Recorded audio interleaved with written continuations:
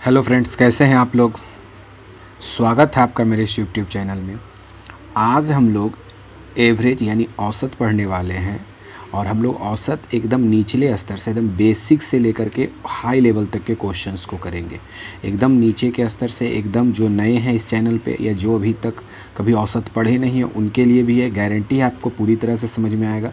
तो वीडियो को शुरू से अंत तक देखें, क्योंकि अंत में क्वेश्चंस का लेवल धीरे धीरे बढ़ेगा।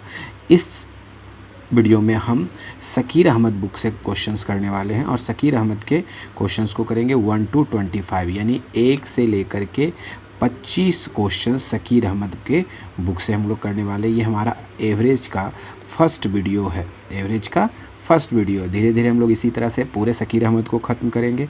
फिर कम्पिटिटिव एग्ज़ाम्स में आए हुए सारे क्वेश्चंस को करेंगे, जैसे ग्रुप डी हो गया, एनटीपीसी हो गया, एसएससी हो गया।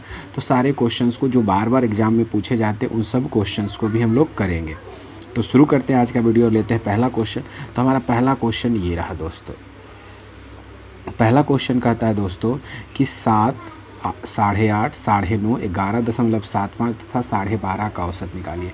तो आप पढ़ते आए होंगे या नहीं पढ़े हैं तो आप समझ लें आज कि औसत होता है क्या। औसत जो होता है दोस्तों, बेसिक जो औसत का कंसेप्ट है, औसत होता है कुल प्रेक्षणों का योग, कुल प्रेक्षणों का योग बटा प्रेक्षणों की संख्या। प्रेक्षणों की संख्या मतलब कि जितनी संख्याएं, या प्रेक्षण मतलब ऑब्जर्वेशन, जो भी चीज़ दिया रहे उन सभी को जोड़ना है और जितनी बार ये संख्याएं दी गई उन संख्याओं की संख्या को लिखेंगे और उससे भाग लगा देंगे तो हमारा औसत होगा। नंबर सम ऑफ ऑब्जर्वेशन बटा नंबर ऑफ ऑब्जर्वेशन, यानी कुल प्रेक्षणों का योग बटा प्रेक्षणों की संख्या। अगर प्रेक्षणों का योग निकालना होगा तो औसत में उसकी संख्या से गुणा करेंगे तो दी गई संख्याओं का योग आसानी से निकलेगा। तो हम कुल प्रेक्षणों का योग यहाँ लिखेंगे। तो सबसे पहले हम यहाँ जोड़ते हैं दोस्तों। जोड़ने से पहले हम लोग क्या करेंगे, दशमलव वाले पोर्शन को एक बार जोड़ लेते हैं। तो दशमलव में देखिए यहाँ दशमलव, यहाँ 5.5 यानी 50 पैसा, यहाँ आधा यानी 1 हो गया, और यहाँ 75 और 50, तो 75 50 का मतलब 1.25 होगा। 75 और 25, 1 और 0.5 यानी 1.25 और 1 यानी 2.25 इधर से जुट करके आ गया दोस्तों। फिर से 0.5 जोड़ने के लिए आप जितना फास्ट जोड़िएगा कैलकुलेशन उतना आसानी से होगा। तो थोड़ा सा 0.5, 0.5, 1 और 75 25, 1 1 1 2 और 25 यानी 2.5, और बाकी सारी संख्याओं को जोड़ेंगे तो ये 7 8 7 15, 15 9 24, 24 11, 24 10 34 1 35, 35 और 12, 35 10 45, 46 47, तो ये हो गया 47.25 और बटा कितनी संख्या है दोस्तों, 1 2 3 4 5 यानी 5। इसको अगर हम पूरी तरह से जोड़ करके लिखें तो 47 और 2 49.25, भाग दे दीजिए 5 से आसानी से। पैनमा 45, तो 49 में 45 गया, बचा 4, तो 4 यहाँ लिखेंगे, ये दशमलव हटेगा, 2 उतरेगा, 42, पनी 8 40, और फिर 2 बचेगा, 5 बचे 25, यानी हमारा आंसर क्या हो जाएगा दोस्तों 9.85, यानी ऑप्शन नंबर ए। सिंपल सा, कुल प्रेक्षणों का योग बटा प्रेक्षणों की संख्या, ये हमारा औसत का बेसिक फंडा है। अगला क्वेश्चन, इसी पे भी 1 2 छोटा छोटा क्वेश्चंस करेंगे और धीरे धीरे हम लोग आगे बढ़ेंगे दोस्तों। डायरेक्ट आगे बढ़ने का मतलब है आपके कंसेप्ट को क्लियर, आपका कंसेप्ट क्लियर नहीं होगा। छोटे से क्वेश्चन से लेते हुए जाएंगे और बुक में जो भी क्वेश्चन दिया है बड़े ही ढंग से अरेंज किया है। पहले छोटा छोटा, फिर धीरे धीरे हाई लेवल तक गया है। तो हम लोग 0 से पूरे हाई लेवल तक का क्वेश्चंस को करने वाले हैं। इसका भी औसत निकालना है दोस्तों। ध्यान देंगे यहाँ पर, इन सभी संख्याओं का औसत एक ही से देखिएगा।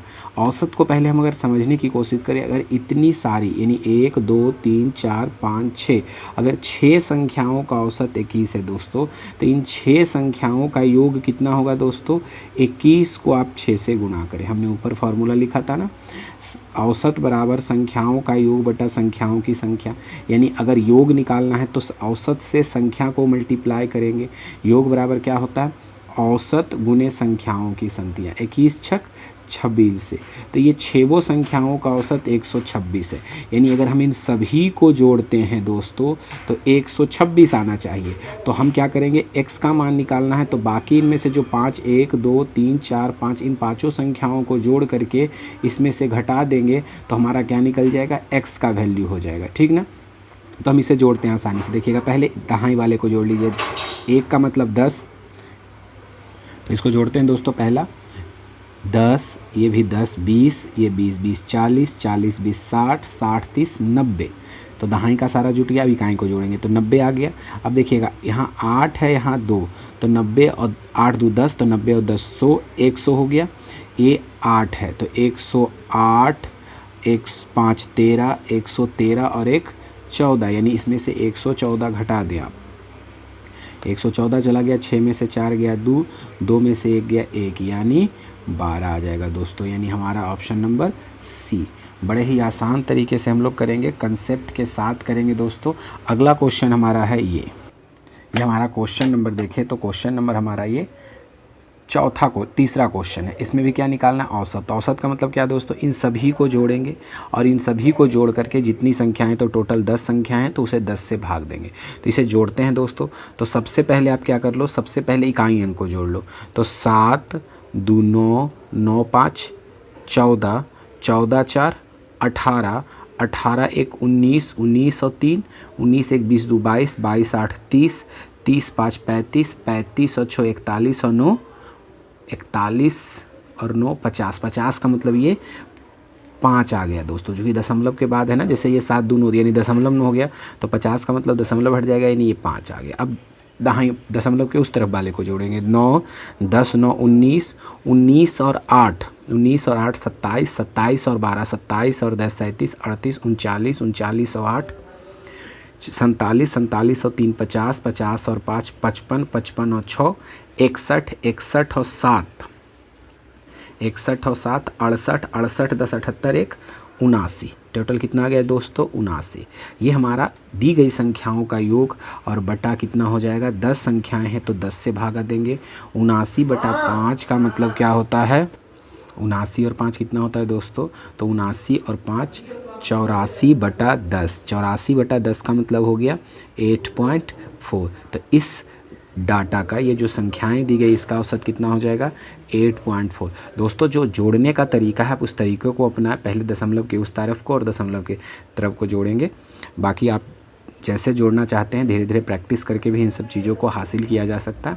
अगला क्वेश्चन हमारा क्वेश्चन नंबर 4 ये रहा दोस्तों। ये हमारा क्वेश्चन नंबर 4 है दोस्तों। इसमें क्या कहा गया है कि यदि ABCDE 5 क्रमागत विषम संख्याएं हैं तो उनका औसत क्या होगा। सबसे पहले हम आपको एक चीज़ बताने की कोशिश कर रहे हैं दोस्तों, उस चीज़ को समझेंगे आप। जो कंसेप्ट है वो कि अगर ABCDE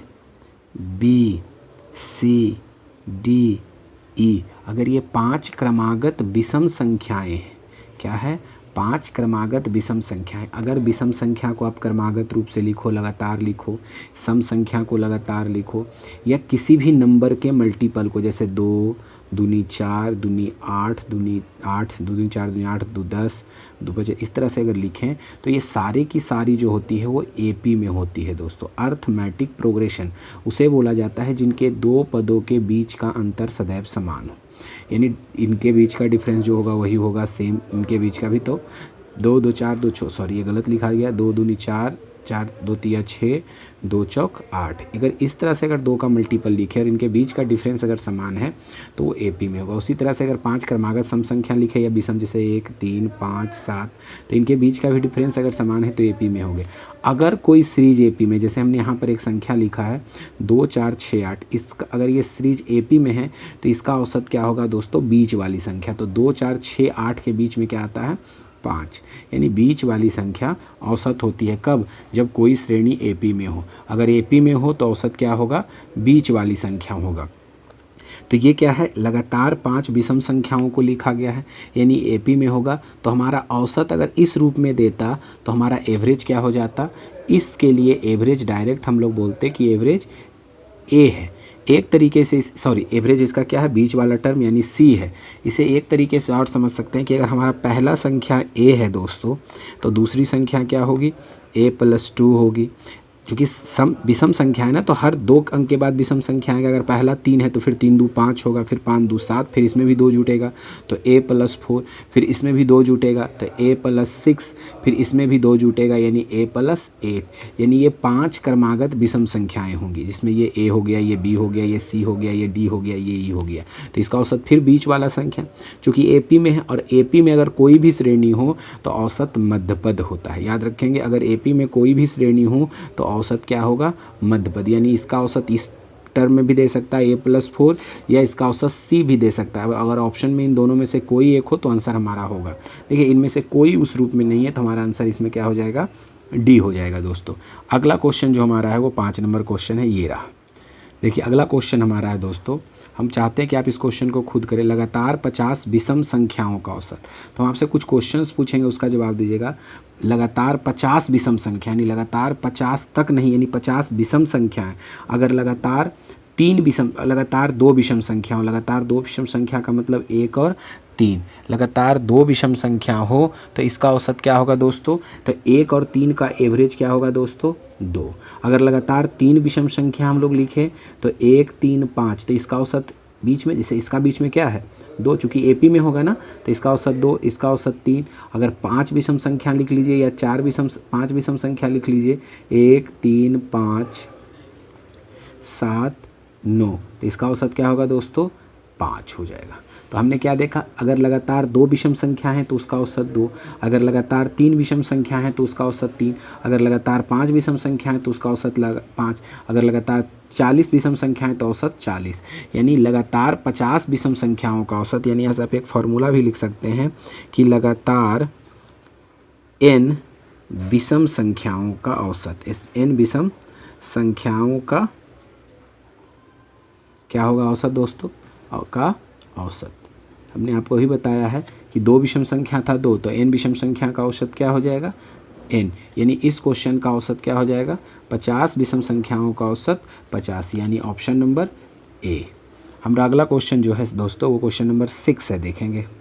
ये हमारा क्वेश्चन नंबर 6 है दोस्तों। कहता है लगातार 40 सम संख्याओं का औसत। फिर यहाँ से हम लोग फार्मूला लिख सकते हैं, इस चीज़ों को समझ सकते हैं। पहले हम कहेंगे लगातार 2 सम संख्या का औसत।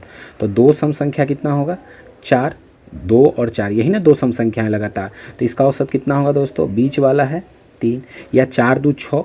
सम संख्या औसत बराबर क्या होता है? दी गई संख्याओं का योग बटा संख्याओं की संख्या। तो दी गई संख्याओं का योग 6 और 2 संख्याएं तो 2 तिया 6। यानी हम देख रहे हैं कि 2 सम संख्या था तो औसत 3 हो गया। अगर हम 3 सम संख्या लिख ले, 2 4 6, तो औसत बीच वाला होगा, चूँकि AP में है तो औसत कितना हो गया? 4। यानी सीधा सा आप यहाँ से समझे कि 2 सम संख्या का औसत 3 और 3 सम संख्या का औसत 4। तो लगातार n सम संख्याओं का औसत, लगातार n सम संख्याओं का औसत क्या होगा दोस्तों? लगातार n सम संख्याओं का औसत कितना हो जाएगा? औसत हो जाएगा जितना है उससे एक ज़्यादा।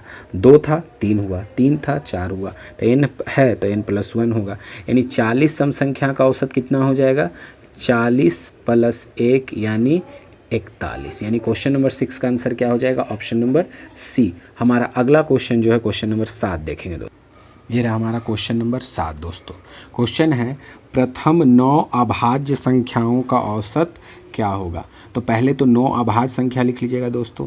अभाज्य संख्या किसे बोलते हैं दोस्तों? वैसी संख्या जिसके सिर्फ 2 गुणनखंड हो। किसको बोलते हैं? वैसी संख्या जिसके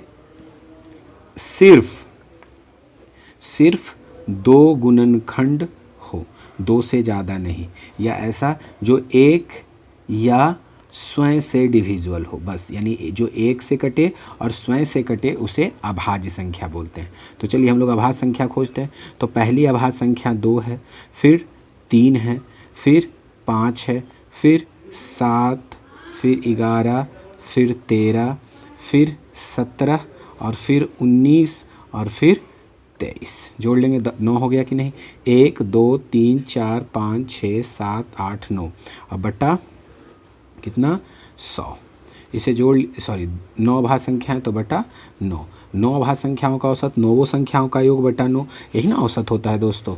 औसत बराबर 9 अभाज्य संख्याओं का योग बटा 9। जोड़ लेंगे, 20 10 30 10 40 10 50 10 60 60 और 10 70, 70 70 70, 5 2 7 और 3 10, 80, 80 और 7 3 10, 90 और 9 1 10 यानी 100। यानी कितना आ गया दोस्तों, 100/9। इसको भाग दीजिएगा तो 11.1/9 यानी ऑप्शन नंबर डी हो गया दोस्तों। हमारा अगला क्वेश्चन है क्वेश्चन नंबर 8।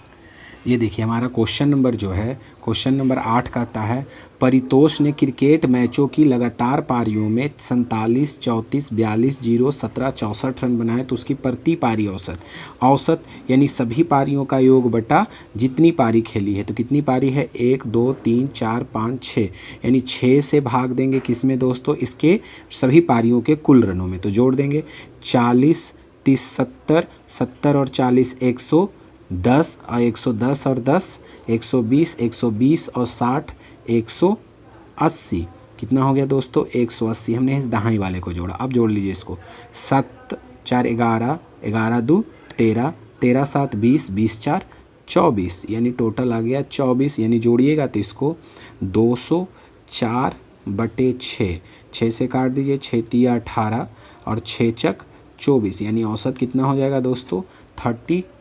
ये रहा हमारा इस क्वेश्चन का आंसर। अगला क्वेश्चन ये रहा दोस्तों, क्वेश्चन नंबर 9 कहता है दोस्तों कि 6 संख्याओं का औसत 12 है, यदि प्रत्येक संख्या में से 2 घटा दिया जाए तो औसत क्या होगा। तो एक रूल आप याद रखेंगे कि जैसा परिवर्तन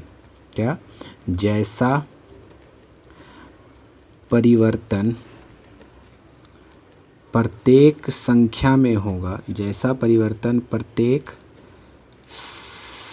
संख्या में होगा, जैसा परिवर्तन प्रत्येक संख्या में होगा वैसा ही परिवर्तन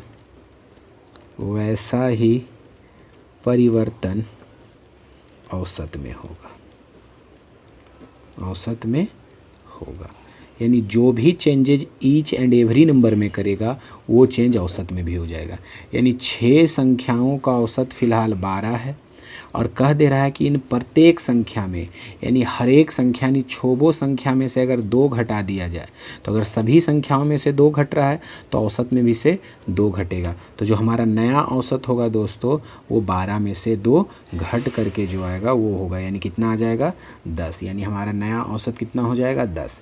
अगर प्रत्येक संख्या में 10 जोड़ रहा है तो औसत में भी 10 जुड़ जाएगा। अगर प्रत्येक संख्या में 10 गुना किया है तो औसत में भी 10 गुना होगा। यदि प्रत्येक संख्या में 10 से भागा दिया है तो औसत में भी 10 से भाग पड़ेगा। यदि औसत में 2 गुना किया है यानी प्रत्येक संख्या में भी दुगुना होगा। यानी हमारा ये है कि जैसा परिवर्तन प्रत्येक संख्या में होगा वैसा ही परिवर्तन औसत में होगा। ये रहा। अगला क्वेश्चन हम लोग लेते हैं क्वेश्चन नंबर 9 दोस्त।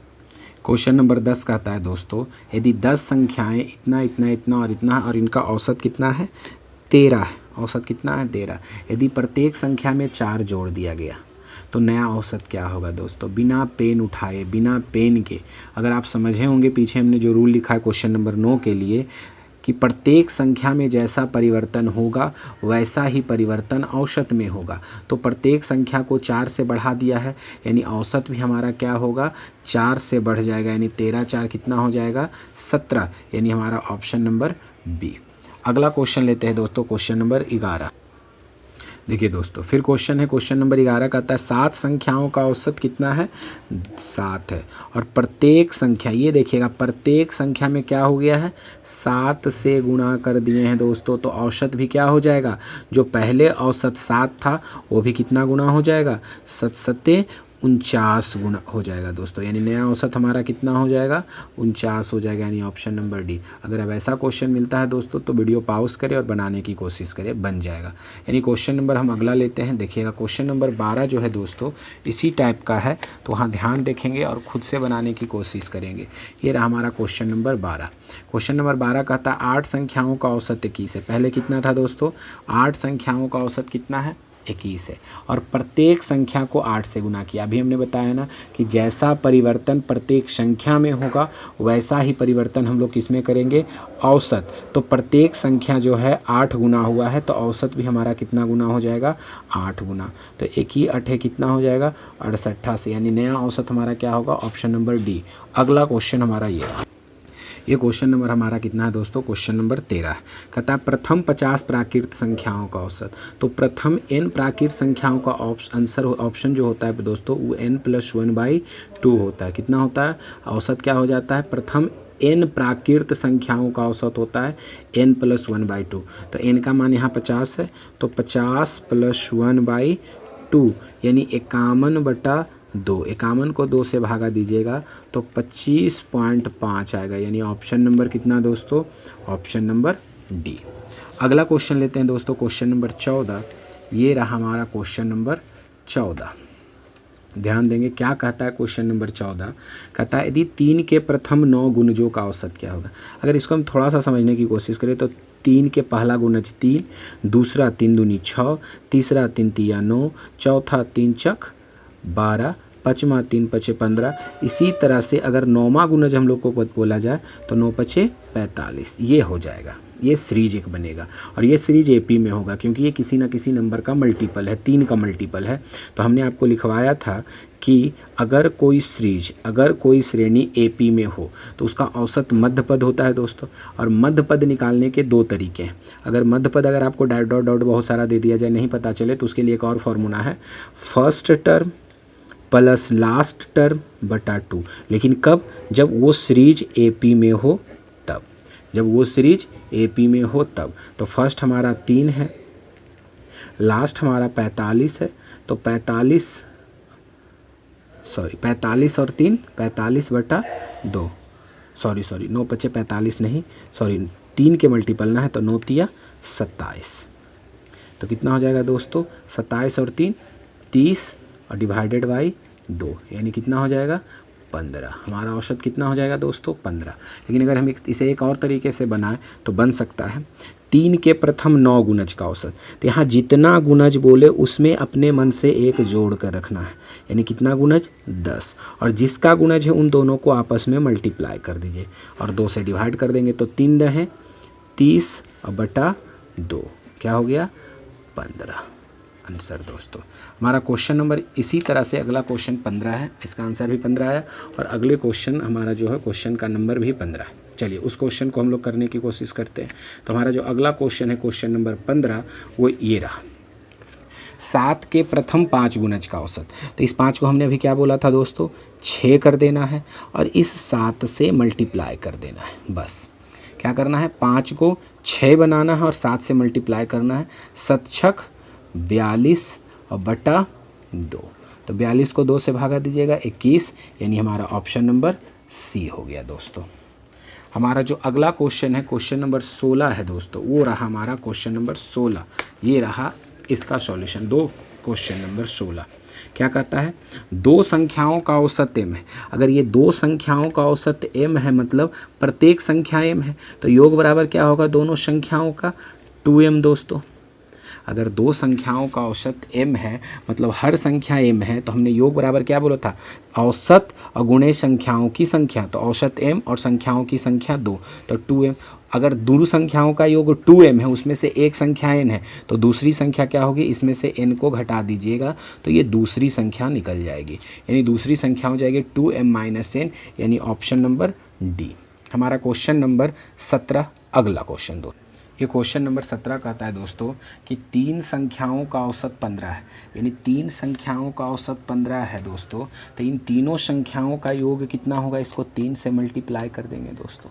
तो 3 संख्याओं का कुल योग हो जाएगा 15 तिया 45, यानी 3 संख्याओं का औसत अगर 15 है दोस्तों, और तो एक संख्या 15 मतलब तीनों संख्याओं का योग कितना हो जाता है, औसत गुणे संख्याओं की संख्या। तो तीनों संख्याओं का योग कितना हो जाएगा 45। और तीसरी संख्या पूछ रहा है, तो उसमें से 2 संख्या तो हमें पता है दोस्तों, यानी तीनों संख्याओं का योग 45 और इन 2 संख्याओं का योग 28 और 7 35। तो तीसरी संख्या क्या हो जाएगी दोस्तों, 3 संख्याओं के योग में से 2 संख्याओं के योग को आप घटा दो, तो 45 में से 35 गया 10, यानी हमारा ऑप्शन नंबर क्या हो जाएगा दोस्तों, ऑप्शन नंबर डी। इसी तरह से हमारा क्वेश्चन नंबर 18 भी है दोस्तों, सेम है, थोड़ा सा अगर ध्यान से देखेंगे तो। अब कहता है क्वेश्चन 5 संख्याओं का औसत -5, तो 5 संख्याओं का योग कितना होगा, -5 और गुणे 5, यानी -5 गुणे 5 मतलब 25। और उसमें 3 संख्याओं का योग 15 है, ये 5 संख्याओं का योग हो गया, ठीक ना। और 3 संख्याओं का योग 15 है, तो इसमें से 3 संख्या को घटा दीजिए। ये 5 संख्याओं के योग में से अगर हम 3 संख्याओं के योग को घटा दें तो हमें क्या मिलेगा, 2 संख्याओं का योग। क्या मिल जाएगा दोस्तों, 2 संख्याओं का योग मिलेगा ना। ये 5 संख्याओं का योग -25 और 3 संख्याओं का योग 15, तो 5 संख्याओं के योग में से अगर हम 3 संख्या के योग को घटा रहे हैं तो हमें 2 संख्याओं का योग मिलेगा। कितना मिलेगा, 25 में से 15 गया, यानी -25 -15 यानी -40, यानी इन दोनों संख्याओं का योग क्या है दोस्तों, -40 है। तो औसत क्या होगा, तो औसत क्या होता है, दोनों संख्याओं का योग बटा संख्याओं की संख्या। तो -40 को 2 से भागा दे दीजिए, यानी आंसर क्या हो जाएगा, -20, यानी ऑप्शन नंबर डी। अगला क्वेश्चन हमारा है दोस्तों, ध्यान से देखेंगे, ये क्वेश्चन नंबर 19 है। इसके बाद 2-4 क्वेश्चन और करेंगे।